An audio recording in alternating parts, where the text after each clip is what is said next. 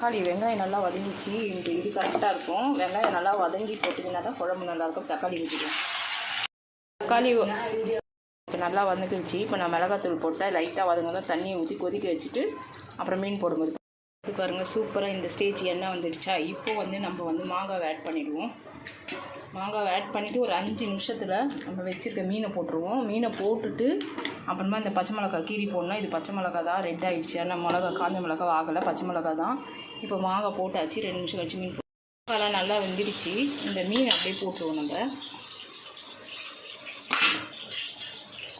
இந்த பச்சை மிளகாவையும் போட்டுருவோம். இப்படி ஒரு கிளறி கொடுத்துட்டு ஒரு 5 நிமிஷம் மூடி வைங்க.